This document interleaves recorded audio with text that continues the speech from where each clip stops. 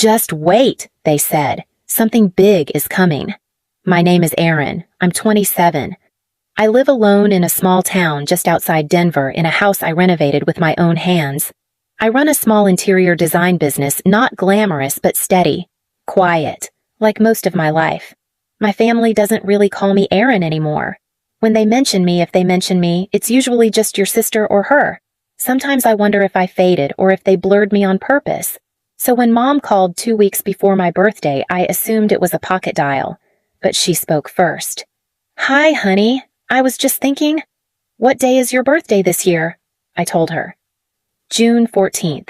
Same as it's always been." She made a little sound, almost like a giggle. "Well, maybe keep the day open, okay? Don't book anything. Something's in the works." I asked her what kind of something. She just said, "You'll see. It's big." 3 days later, my older brother Zach texted me. "Clear your day. You'll like what's coming. It's about time." Zach doesn't usually text me. Not unless he needs design advice for his condo or a last-minute gift idea for Mom. But this time, he didn't ask for anything. He just sounded in on something, which made me hesitate. My family doesn't do birthday surprises. Not for me. Not since college, really. After I turned 22, they stopped even trying. There was the year they sent a group text at midnight 2 emojis and no name. The year they told me they'd do something later, and later never came. Still, this felt different. Like they were actually planning something together. And I wanted to believe them. So, I canceled my site visit that day. Declined dinner with a friend. I even bought myself a small cake chocolate with a sugar flower on top from the same bakery my dad used to stop at when I was a kid. I cleaned the kitchen, lit a candle, set 2 plates on the table. Not because I thought someone would show up.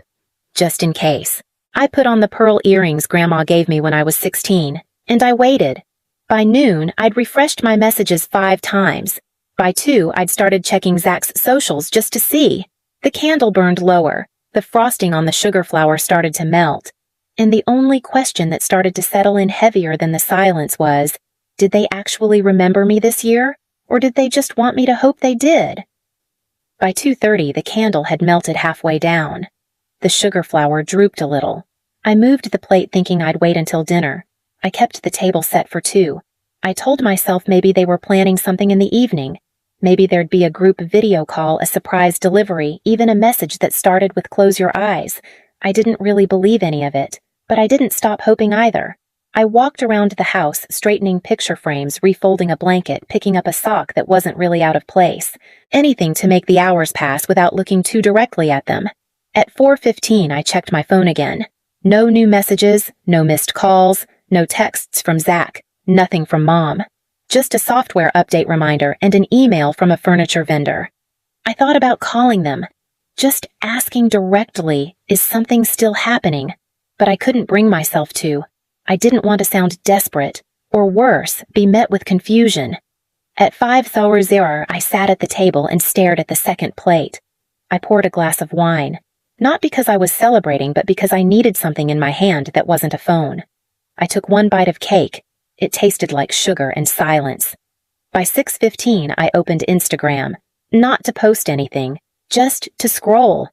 Everyone else seemed to be somewhere. At dinners, parks, concerts, smiling beside balloons or holding dogs with birthday hats. I told myself that people post highlights. I told myself not to read into it. But my own screen was still quiet. No tags, no notes, no happy birthday, Erin. I refreshed the family group chat. The last message was from 5 days ago, a photo of Paul's dog in a goofy sweater. Zach had commented legend. I had added a heart. No one had even noticed. By 7:00, the candle gave up. I let it burn out on its own. I thought I might cry, but nothing came. There was no anger, no dramatic feeling, just stillness. I wasn't waiting anymore, but I still couldn't stop wondering what was the big thing. And how could it not include me?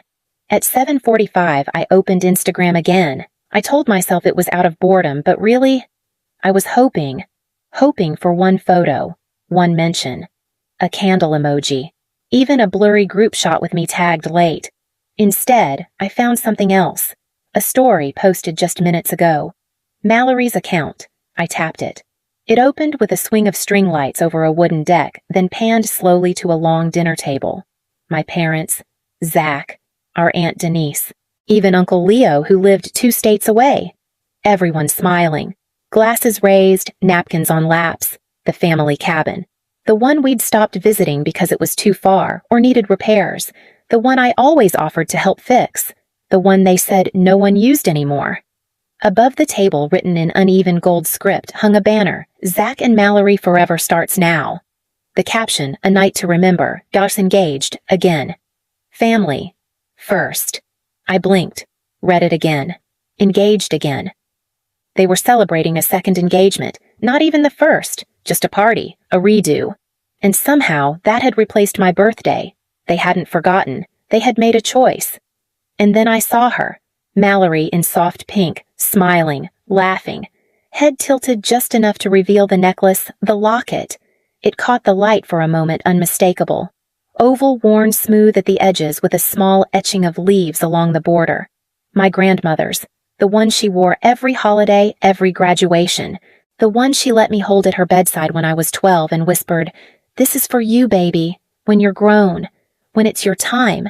After she passed, I asked about it once. Mom said she was keeping it safe. That was the end of it. Until now. Mallory wore it like an accessory. No hesitation, no meaning. I tapped to the next story. My mother was hugging her, wiping away a tear. The caption read, "Gained a daughter tonight." My stomach went still. It wasn't that they hadn't invited me. It was that I no longer belonged. And they weren't sorry. They were proud. Proud enough to post it. Proud enough not to hide it. I wasn't erased by mistake. I had been replaced carefully, deliberately, and with a toast. And maybe the worst part wasn't what they took. It was how easily they gave it away. I was 12 the last time I held the locket. Grandma had taken it off slowly, as if her fingers already knew time was slipping. We were sitting on her screened-in porch, a tray of orange slices between us. The summer air was thick and sweet. She looked at me, really looked. Not through me, not past me. Just at me. "You've got quiet eyes," she said, "like your mama did when she was little." Then she reached for the necklace, unhooked the clasp, and pressed it into my palm. "This one's yours," she whispered, "when you're older, when the time is right." Inside the locket was a photo of her and Grandpa on their wedding day, both grinning like they'd gotten away with something. The other side held a folded paper heart, cut unevenly. My name was scribbled on it in fading blue ink, Aaron Lee. I remember asking, "Should I keep it now?" She smiled. "No. But you'll know when it's meant to be yours." After she passed, I waited a few months before asking Mom about it. She brushed it off. "Oh, that old thing, I think I packed it up with her scarves. I'll check later." She never did. And I never asked again. I told myself it wasn't about the locket. It was just a thing. I had the memory. That was enough. But I lied to myself more than once over the years. I told myself she didn't forget me in her will, that maybe the lawyer made a mistake. I told myself maybe Mom was just overwhelmed with grief, that she meant to give it back, that it would come back to me when the time was right. It never did. And now, seeing it around Mallory's neck, resting like nothing against her expensive dress, I realized something: they didn't forget my name. They saw it and decided it didn't matter. The locket wasn't just metal.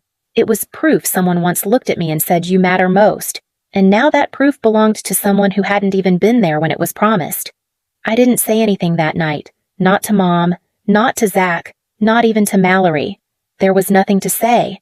Nothing that wouldn't sound smaller than what they'd already done. Instead, I turned my phone face down and closed the curtains. By morning, I was empty. Not sad, not furious, just done. I opened the family group chat, scrolled through months of shared links, photos of Paul's dog birthday emojis for Zach casserole recipes from Aunt Denise. My name or anything about me barely appeared. It wasn't a mistake. It was a pattern. I clicked leave group. No message popped up. No "are you sure?" Just gone. Then I went to Instagram. Unfollowed Zach. Unfollowed Mallory. Muted Mom's account, not out of spite, but survival. And then I paused. I opened Zach's profile one last time. His story was still up. He'd added something overnight. A short clip: Mallory blowing out candles. my father clapping in the background, my mother holding up a wine glass, and Zach's voice saying, "To the only woman who ever made this family feel whole." I replayed that line 3 times. The only woman. So that's what I was now, a placeholder. A silence. A role waiting to be recast. It wasn't just Mom and Dad who let me drift. It was Zach, too. The same brother who once built a Lego bridge with me for 3 straight days. The same Zach who called me after his first breakup, asking if sadness was supposed to feel like hunger. He had said, "Clear your day," and he had used that day to celebrate someone else. No apology, no explanation. Just erasure. I closed the app. That afternoon, I boxed up the last framed photo I had of all 4 of us. It had been taken at the cabin before Mallory, before Silence. I wrapped it in newspaper and slid it to the back of the closet. I didn't delete it, but I didn't need it out in the open anymore. That night, I didn't light a candle. I didn't check my phone. I watched the sky dim slowly through the window and let it be quiet. Not the silence of being forgotten, but the silence of finally stopping the wait. And the question that kept echoing, the one I hadn't dared ask until now, if this is what they do when they say they love me, what would they do if I asked for nothing? The message came 3 days later. It wasn't from Mom, not from Dad either. It was from Zach. "Hey, saw you left the group. Everything okay?" I stared at the screen for a long time. It was the kind of text you send when you already know the answer but hope the other person will lie to make it easier. I didn't respond. 4 hours later, another ping. "Look, I get that you're upset. But can we just talk? Mallory didn't mean anything by it. Neither did Mom." Still no reply. The next day he called. I let it ring out. Twice. Then he texted again. "You're my sister. That has to mean something, right?" I nearly laughed, not because it was funny, but because it sounded like a line from a show neither of us believed in anymore. By the end of the week, Mom emailed, "Hi, sweetheart. We missed you last weekend. It was all very last minute. Hope you're well. Let's catch up soon." No mention of my birthday, no apology, not even a sorry we forgot. Just polished nothing, but the subject line stayed with me. Still family. Still, as in despite everything, as if they had done something noble by thinking of me at all. A few days later, Zach showed up at my door. He didn't call first, just stood there holding a bag of bagels from our favorite bakery, like that could undo the rest. I opened the door, but not wide. He held out the bag, blueberry and plain. Like always. I didn't take it. He shifted awkwardly. "Look, Aaron, I know you're hurt, but do you really want to make this a thing? It was just a celebration. It wasn't about you." I said nothing. He sighed. "I'm getting married. Can we not start this whole division thing right now?" There it was. The ask. Not for understanding, not for repair, just for peace. His version of peace. "Can we just move on?" He added softer. I looked at him then, not as my brother, but as someone who had picked a side and needed me not to cause trouble. I said the only thing I knew he wouldn't argue with. "I'm not trying to ruin anything, Zach. I'm just not pretending anymore." He nodded, like that settled it. Like I had agreed to silence, but I hadn't. I had just agreed to be done. I didn't go to the bridal shower, didn't RSVP, didn't respond to the Evite Mallory's cousin sent with pastel clip art and forced exclamation points. I wasn't surprised they invited me. It looked good, kept things neat. On paper, it proved there were no hard feelings. I let it sit in my inbox unopened until it expired. A week later, Mom called. I picked up this time. "Sweetheart," she said like nothing had happened. "Everyone missed you." I stayed quiet. "Zach said you're still upset. We didn't mean to leave you out. Things just moved fast. You know how it is." I almost said I know exactly how it is. But I didn't, because silence speaks louder when people expect forgiveness. Then she asked, "Will you come to the wedding at least? It's important to your brother." I didn't answer right away. I looked around my house, the space I built, the life I built without them, and realized something I hadn't been able to say before I used to be there. I said finally, "You just didn't look at me." The line went quiet, not dropped, just hollow. Mom cleared her throat. "That's not true, honey, but it was." And she knew it. I didn't say anything else, didn't hang up. I just let the silence stretch between us until she muttered, "Well, let me know." Click. I sat with it for a long time. No rage, no grief, just stillness. Not the stillness of waiting, the stillness of being done. I used to be there. You just didn't look at me. A week before the wedding, I wrapped the locket, not in a gift box, not in tissue paper, just a plain white envelope, the kind used for utility bills or court summons. I slipped the locket inside, still warm from my palm. No note, no card, just the necklace. I walked it to the post office myself. The clerk asked if I wanted tracking. I said no. I addressed it by hand, Mallory Green, C.O. Zachary West. Then I mailed it. No return address, no name. Just the locket going exactly where they thought it belonged now. I didn't need it back. I didn't need them to understand. I only needed it out of my house. That Sunday, I received one final message from Zach.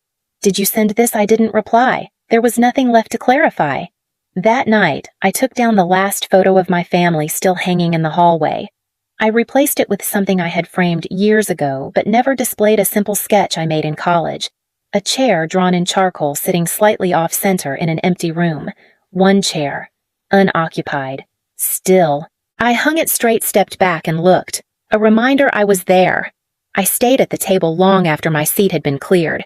They wouldn't say my name at the wedding. They wouldn't toast to me in speeches. They might not even notice the envelope arrived. But they'd know. Somewhere deep and wordless, they would know I saw everything. I remembered.